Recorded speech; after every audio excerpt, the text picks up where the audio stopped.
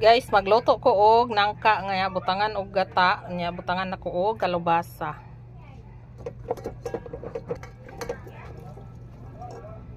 Tapos atong tangad.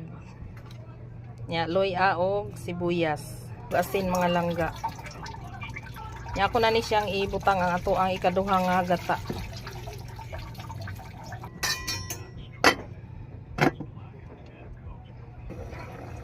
Kahumot na sa tong nangka mga langga. Tangad. Atong kayon.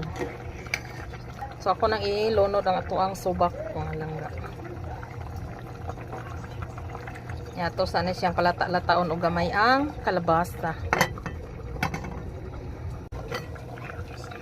Wow. So ato na ni siyang ilunod ang ato ang unang gata mga langga.